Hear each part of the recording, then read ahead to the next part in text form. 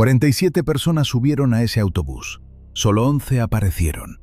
Y los 11 aparecieron quemados, en mitad del desierto de Tamaulipas, dentro de una carcasa de metal que ya no tenía forma. ¿Dónde están los otros 36? Esa pregunta lleva más de una década sin respuesta. Y la respuesta, créanme, es mucho más oscura de lo que el gobierno mexicano quiso reconocer. Familia bonita, soy Rafa Quintanilla, y hoy bajamos a uno de los expedientes más sucios que se han escrito sobre el norte de México. El caso del autobús de la empresa Ruta del Oro. Un autobús que salió de Tampico una madrugada de marzo, que iba camino a Reynosa y que nunca llegó. Quédense conmigo, porque lo que les voy a contar no es solo una historia de desaparecidos. Es la historia de un chofer que cobraba del cártel desde hacía 18 meses. Es la historia de un primer juicio que casi termina en absolución. Y es la historia de 36 nombres que todavía esperan, sobre una lista que nadie en este país ha tenido el valor de cerrar. Activen la campanita, pongan me gusta si todavía creen que en México la verdad importa más que el silencio. Y avísenme en los comentarios si ustedes ya habían oído hablar de la Ruta del Oro. Porque aunque parezca increíble, este caso lleva más de 10 años enterrado entre expedientes que muy pocos se atreven a abrir. Vamos al principio, pero al principio de verdad, no al de los noticieros que pasaron 3 días hablando del caso y luego lo enterraron. Yo les voy a contar lo que descubrió la Fiscalía durante 71 días de juicio. Y, lo más importante, lo que el primer jurado estuvo a punto de no creer. Era la madrugada del 14 de marzo. Tampico, Tamaulipas. La terminal de autobuses de Ruta del Oro tenía esa luz amarilla y enferma que tienen todas las terminales del norte de México a las 3 de la mañana. Olor a café aguado, olor a diésel, olor a cansancio. Yo conozco esa terminal, he pasado por ella. Es un lugar donde la gente no quiere estar, pero tiene que estar. Porque es la puerta de salida hacia la frontera, hacia Reynosa, hacia el otro lado, hacia una vida nueva o hacia el último viaje. Esa madrugada, 47 personas hicieron fila para subir al autobús con destino Reynosa. 47 boletos vendidos, 47 nombres registrados. Y cada uno de esos nombres era una historia que merece, por lo menos, que la digamos en voz alta. Porque la primera muerte que sufre un desaparecido es la muerte del nombre. Cuando dejan de pronunciarlo, deja de existir. Y nosotros hoy lo vamos a pronunciar.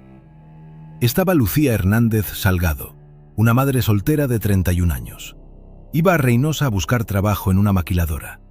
Tenía 2 hijos esperándola en Tampico con la abuela. Ella misma le había dicho a la abuela esa noche: «Mami, regreso en 15 días, y regreso con lana para los uniformes de la escuela». Le dio un beso a sus 2 hijos que dormían.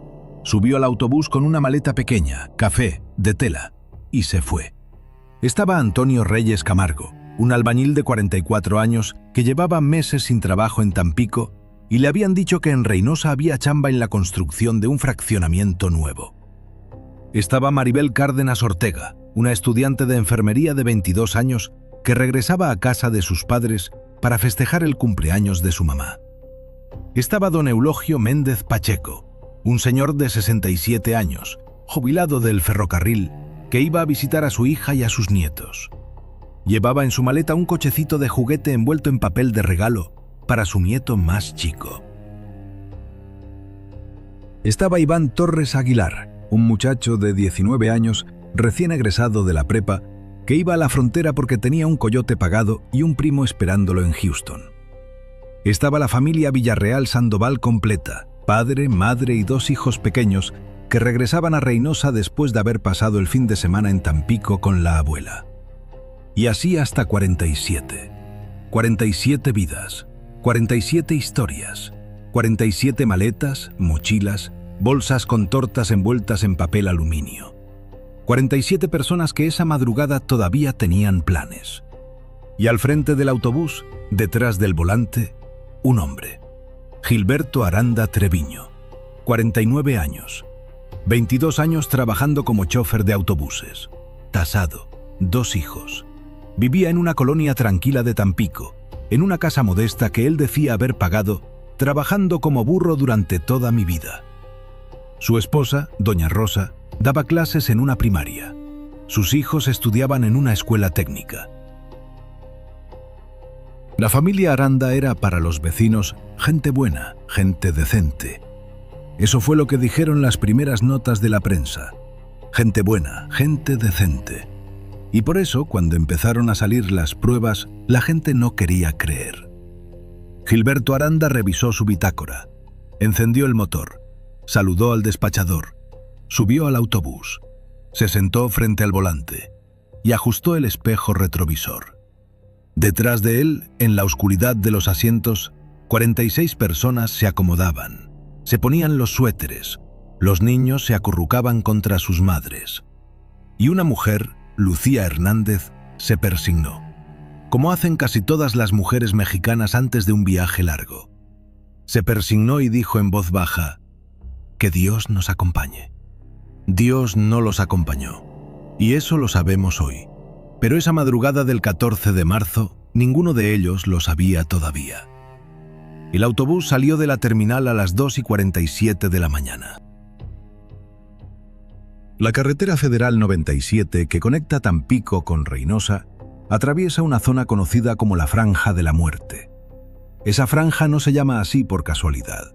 Se llama así porque entre los años 2010 y 2014, en ese tramo, desaparecieron más de 1000 personas. 1000. Y ese número es el oficial. El real, según los colectivos de búsqueda, supera las 2500. Pero esa madrugada, Gilberto Aranda no parecía nervioso. Eso lo sabemos por las cámaras de la terminal y por el testimonio del despachador. Iba como siempre, tranquilo. Hasta me hizo una broma sobre el café aguado. Eso declaró el despachador, un señor llamado Heriberto Garza, durante el juicio. Iba tranquilo. Y esa tranquilidad, familia, es la primera cosa que no encaja. Porque un hombre al que están a punto de obligar, con una pistola en la cabeza, a entregar 47 personas al cártel, no hace bromas sobre el café aguado. Un hombre que va a vivir un infierno no va tranquilo. Un hombre que va tranquilo es un hombre que ya sabe lo que va a pasar. El autobús enfiló por la carretera. Las luces de Tampico se quedaron atrás. Y empezó la oscuridad. La oscuridad del norte de México de madrugada. Esa oscuridad espesa, sin estrellas, con el viento del desierto pegándole a las ventanas. Algunos pasajeros se durmieron. Otros pusieron los audífonos. Maribel Cárdenas, la estudiante de enfermería, sacó su libreta y empezó a repasar apuntes a la luz de su celular. Iván Torres, el muchacho de 19 años, le mandó un último mensaje a su primo en Houston. «Voy en camino, primo. Nos vemos en 3 días». Lucía Hernández cerró los ojos. Antonio Reyes le pidió a la persona del asiento de al lado si podía bajar la cortina, porque le pegaba el aire. Don Eulogio sacó la fotografía de su nieto y la miró un buen rato antes de guardarla otra vez. Eran las 3:14 de la mañana cuando el GPS del autobús registró algo que la fiscalía iba a tardar 2 años en descifrar correctamente. El autobús se desvió, pero no se desvió por la carretera principal. Se desvió por un camino secundario, sin pavimentar, que entra hacia el desierto de San Fernando. Esa desviación, según las normas de la empresa, está prohibida. Está expresamente prohibida. Ningún chofer de Ruta del Oro puede tomar caminos secundarios. Ninguno. La empresa tiene un protocolo desde 2009, después de varios secuestros previos. Si un chofer toma un camino secundario, debe reportar inmediatamente la causa. Y Gilberto Aranda no reportó nada. El GPS quedó registrado. La hora exacta, 3:14. Y a partir de ese momento, el autobús ya no era un autobús. Era una entrega. Ahora bien, déjenme detenerme un momento. Porque aquí, en este punto del relato, es donde la historia oficial y la historia real empiezan a separarse como 2 ríos que ya no se vuelven a encontrar. La historia oficial, la primera versión, la que Gilberto Aranda iba a sostener durante 70 días seguidos delante del juez, decía lo siguiente. Aranda iba manejando tranquilo por la carretera principal. De pronto, a la altura de un retén falso, le aparecen 3 camionetas. Hombres armados, encapuchados, fusiles AR-15. Lo obligan a bajar la velocidad. Suben al autobús. Le ponen una pistola en la cabeza y le dicen: «Maneja para donde te digamos, o aquí mismo nos morimos todos». Y él, según su versión, no tuvo más remedio que obedecer. Bonita historia, coherente, casi convincente. Tan convincente que el primer jurado, créanme cuando se los digo, estuvo a punto de creérsela completa. Pero hay un problema con esa historia, un problema enorme, un problema que pesa, en pesos mexicanos, exactamente 2.340.000. Y a esa cifra vamos a llegar, pero todavía no. Antes necesito que veamos lo que pasó en el desierto, porque mientras la Fiscalía tardaba meses en juntar las piezas, las familias de los 47 pasajeros vivían el peor infierno que se le puede pedir a un ser humano. El infierno de la incertidumbre, el infierno de no saber. Doña Esperanza Salgado, la mamá de Lucía Hernández, lo contó así en el juicio. Y se los voy a leer tal cual, porque hay testimonios que no se pueden parafrasear. Doña Esperanza dijo: «Los primeros 2 días yo pensé que se le había descompuesto el celular. Al tercer día llamé a la terminal de Reynosa. Me dijeron que el autobús nunca llegó. Al cuarto día llamé a la Cruz Roja, a los hospitales, a la policía. Nadie sabía nada. Al quinto día empecé a rezar. Al sexto día vi en las noticias que habían encontrado un autobús quemado en San Fernando. Y supe, sin que nadie me lo dijera, que mi hija iba ahí dentro». El sexto día, 20 de marzo. Una patrulla del ejército, en una operación de rutina de vigilancia del desierto, encontró la carcasa. Estaba a unos 40 kilómetros de la carretera principal, en un paraje que se llama Rancho La Joya. Ese nombre, Rancho La Joya, va a aparecer muchas veces en este expediente. Recuérdenlo. La carcasa estaba completamente calcinada, el motor derretido, los asientos ceniza, los vidrios líquidos endurecidos sobre el suelo. Y dentro de lo que quedaba, los peritos encontraron 11 cuerpos. 11. Todos calcinados al punto de que la identificación por dentadura tardó meses. Algunos cuerpos nunca pudieron ser identificados con total certeza.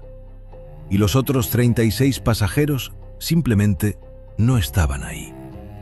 ¿Qué quiero decir con no estaban ahí?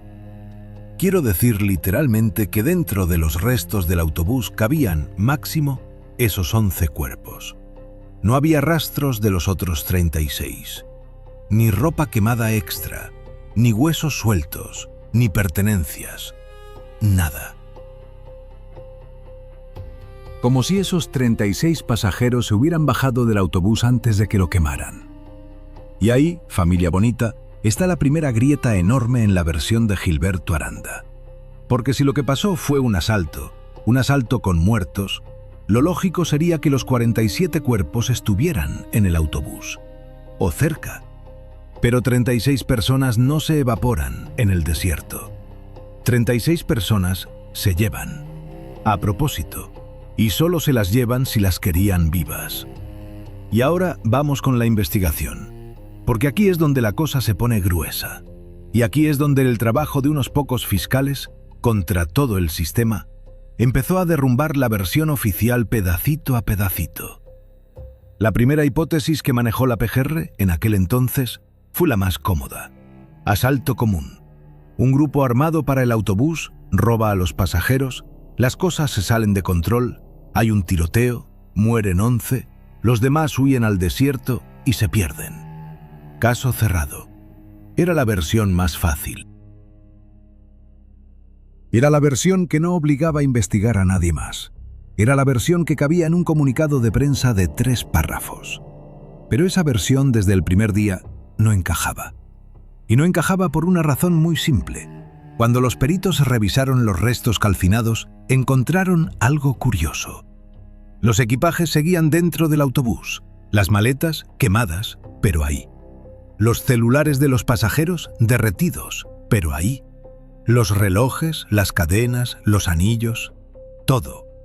Si esto hubiera sido un asalto, lo primero que se llevan son las pertenencias, pero no se llevaron nada, absolutamente nada. ¿Qué clase de asaltantes secuestran a 36 personas, queman a otras 11 y dejan los celulares y las carteras tiradas en el autobús? La respuesta es muy sencilla. Unos asaltantes que no son asaltantes. Unos asaltantes a los que no les interesa el dinero. Unos asaltantes a los que les interesan las personas. Y ahí, en ese detalle de las carteras intactas, fue cuando una fiscal, una sola, una mujer cuyo nombre prefiero guardar por seguridad, dijo en una reunión interna lo siguiente: esto no es un asalto, esto es una entrega. Esa frase, esa sola frase, le cambió la cara al expediente. Vamos al callejón sin salida número 2. Porque toda investigación que se respete tiene callejones sin salida. Tiene momentos donde la verdad parece que se escapa. Y este caso tuvo varios. La fiscal pidió revisar el GPS del autobús. Tardaron 2 meses en conseguirlo, porque la empresa Ruta del Oro, cosa rarísima, alegaba que los datos se habían perdido por una falla técnica. Pero al final aparecieron, y los datos mostraron algo que ya les adelanté. A las 3:14 de la madrugada, el autobús se desvió por un camino secundario hacia Rancho La Joya, y se desvió solo, sin reportarlo, sin frenar bruscamente, sin dar vueltas en U, sin ningún rastro de pánico en la conducción. El autobús simplemente dobló a la derecha, como quien dobla a la derecha en una ruta que ya conoce. Y ahí, con ese dato, la fiscal pidió revisar las cámaras de gasolineras y casetas en un radio de 200 kilómetros. La búsqueda tardó 6 meses, pero apareció algo. En una gasolinera, a la altura de un poblado llamado El Carrizo, 2 semanas antes del 14 de marzo, Gilberto Aranda fue grabado bajándose de su carro particular, un Jetta gris, y hablando, en la noche, con 2 hombres en una camioneta Cheyenne negra. Los hombres de la camioneta después fueron identificados como miembros de la célula local del Cártel del Noreste. 2 semanas antes, una reunión nocturna, en una gasolinera perdida del desierto. ¿Coincidencia?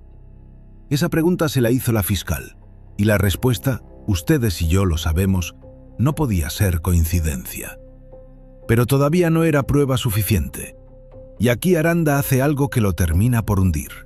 Aranda, en sus 3 primeras declaraciones, cambia la versión. En la primera dice que los asaltantes lo pararon en un retén falso, que eran 3 camionetas, que eran 8 hombres armados.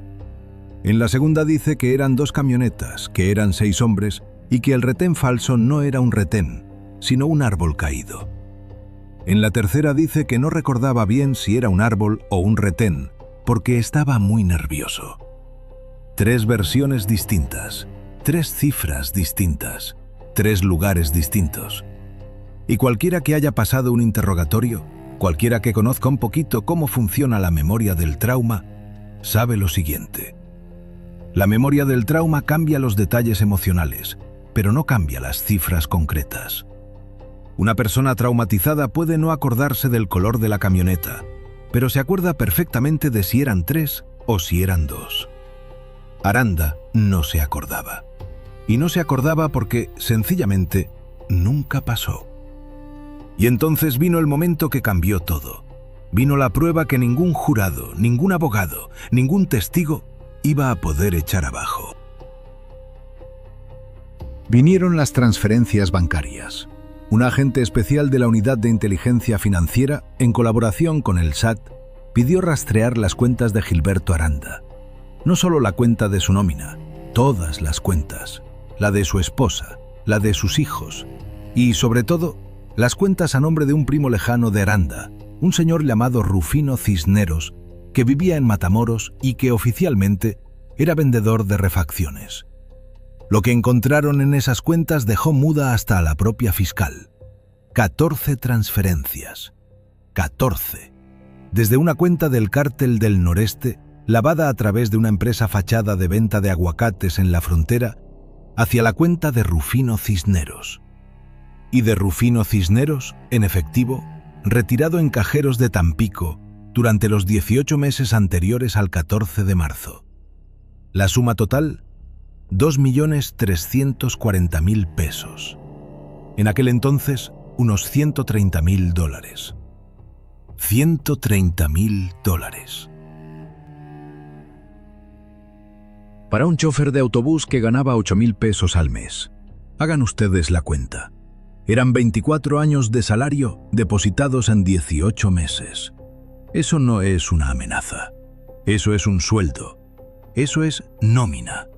Gilberto Aranda no era una víctima. Gilberto Aranda era un empleado del Cártel del Noreste. Y su trabajo, durante 18 meses, fue ese mismo: identificar autobuses con pasajeros útiles, o sea, jóvenes, fuertes, sin demasiada familia que protestara, migrantes de paso, gente humilde. Conducirlos por la ruta acordada y entregarlos en Rancho La Joya. Porque, y esto es lo más duro que vamos a decir hoy, ese viaje del 14 de marzo no fue el primero, fue el último.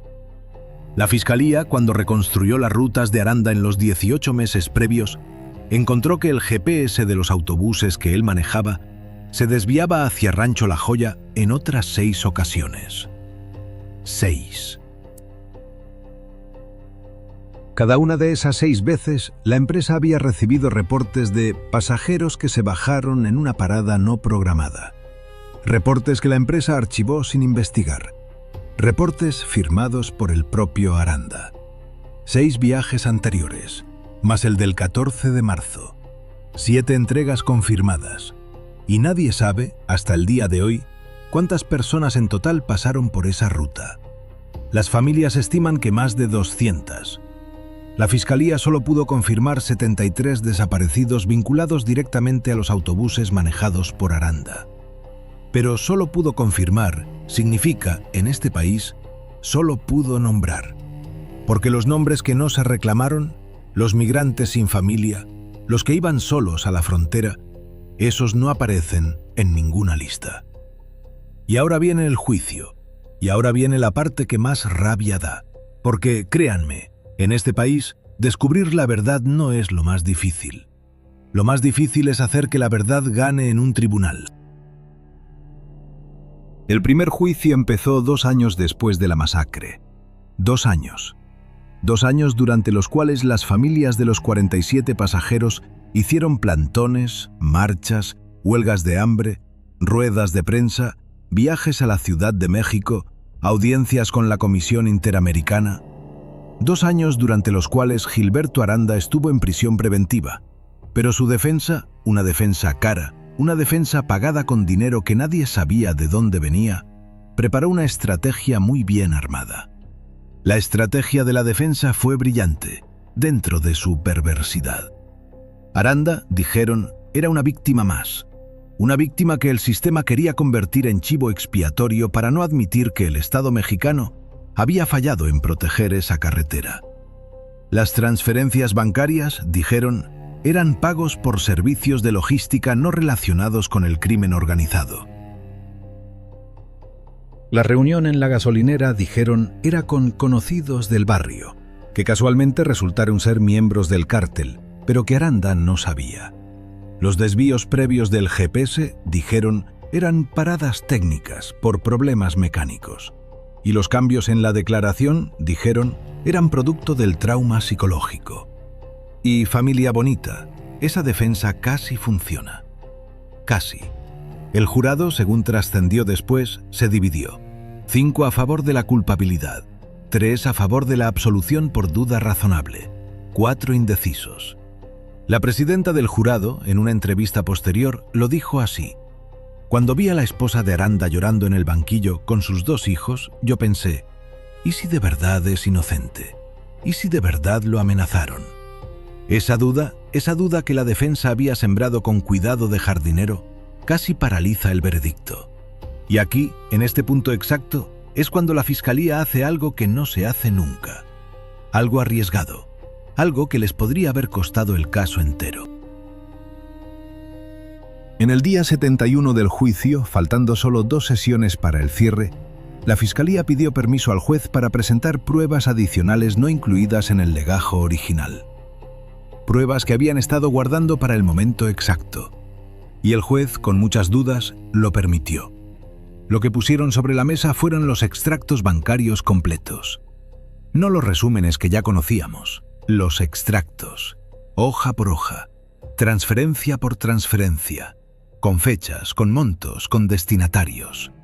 Y sobre todo, con algo que la defensa nunca había visto: los mensajes adjuntos a las transferencias. Cada una de las 14 transferencias venía con una breve nota de concepto. Notas que el banco había conservado.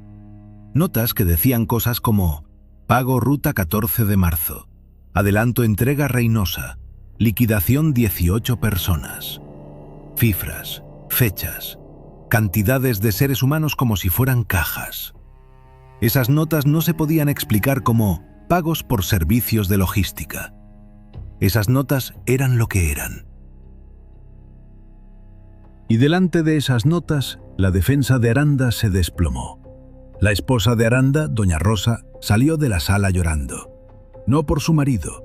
Lloraba, dijeron quienes estaban ahí, porque acababa de entender en ese momento que el hombre con el que había vivido 26 años no era el hombre que ella creía conocer. El veredicto final llegó 9 días después. Gilberto Aranda Treviño, culpable de delincuencia organizada, secuestro agravado, tráfico de personas y complicidad en homicidio múltiple. Sentencia: 90 años de prisión. Junto con él fueron condenados otros 18 miembros de la célula del Cártel del Noreste, responsable de Rancho La Joya. Las sentencias para los demás fueron de 50 años hasta cadena perpetua. El jefe de la célula, un señor conocido como el Tuerto, recibió la pena máxima. Justicia, ¿verdad? Pues no completamente. Porque, y esto es lo que más duele, los 36 pasajeros que se bajaron del autobús esa madrugada en Rancho La Joya nunca aparecieron, ni vivos ni muertos. La Fiscalía sospecha que fueron trasladados a campamentos de trabajo forzado en zonas profundas de Tamaulipas. Algunos, quizás, fueron vendidos a redes de tráfico humano hacia Estados Unidos. Otros, quizás, terminaron en fosas clandestinas que todavía nadie ha encontrado. Pero la verdad real, es que nadie sabe. 36 nombres, 36 fotografías, 36 historias que se quedaron sin final. Lucía Hernández nunca regresó con los uniformes de la escuela. Antonio Reyes nunca llegó al fraccionamiento donde lo esperaba la chamba. Maribel Cárdenas nunca le cantó las mañanitas a su mamá. Don Eulogio nunca le entregó el cochecito de juguete a su nieto. Iván Torres nunca abrazó a su primo en Houston. La familia Villarreal Sandoval, los 4, nunca volvió a Reynosa. Y aquí, en este punto del relato, yo necesito que paremos un momento, porque hay algo que tenemos que decir, y tenemos que decirlo claro. En el episodio 1 de esta serie, hablamos del Cártel del Noreste y de Carla Rangel, la jueza que se enfrentó a ellos y pagó el precio más alto. En el próximo episodio, el número 11, vamos a hablar de las madres buscadoras de Nuevo León. Esas mujeres con palas, con sombreros, con varillas en la mano, que recorren el desierto buscando los huesos de sus hijos. Y vamos a entender por qué, sin esas mujeres, sin ese ejército silencioso de madres que rasca la tierra de México con las uñas, este país no tendría ni siquiera la mitad de los desaparecidos identificados. Pero antes de llegar a las madres buscadoras, quédense conmigo en este momento, porque del caso Ruta del Oro nació un colectivo pequeño, 15 familias al principio.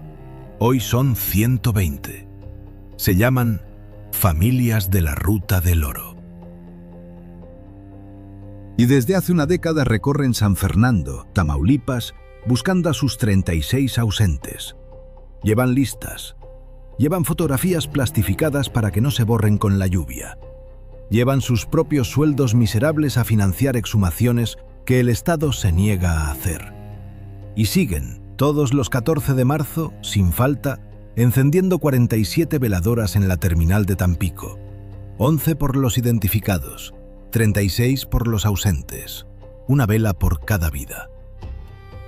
Yo conocí a doña Esperanza Salgado el año pasado, en uno de esos plantones, y le pregunté, ya con todo lo que ha pasado, con Aranda preso, con los cabecillas sentenciados, con el caso resuelto judicialmente, ¿qué es lo que más le duele todavía? Y doña Esperanza me dijo una cosa que no se me ha podido olvidar. Me dijo, lo que más me duele, Rafa, no es que mi hija ya no esté. Lo que más me duele es que la lista no se cierra. Mientras la lista no se cierre, mi hija no descansa. Y yo tampoco. La lista no se cierra.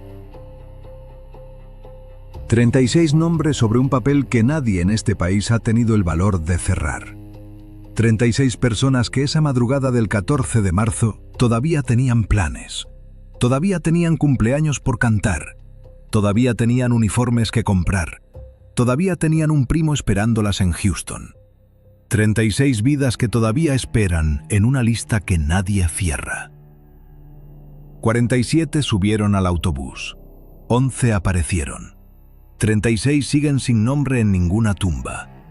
Y mientras este país no resuelva esa lista, ese autobús, en algún rincón del desierto de Tamaulipas, sigue rodando. Por la franja de la muerte, hacia Rancho La Joya, a las 3:14 de la madrugada. Familia bonita. Si esta historia los movió por dentro, denle me gusta. Si creen que estos nombres merecen ser dichos en voz alta, compártanlo. Y si quieren que sigamos bajando a estos expedientes oscuros del norte de México, suscríbanse y activen la campanita. Porque la siguiente puerta que vamos a abrir es la de las madres buscadoras. Y créanme, lo que esas mujeres han encontrado en el desierto de Nuevo León va a cambiar para siempre la idea que ustedes tienen de la palabra valentía. Yo soy Rafa Quintanilla y los espero, como siempre, en el siguiente expediente.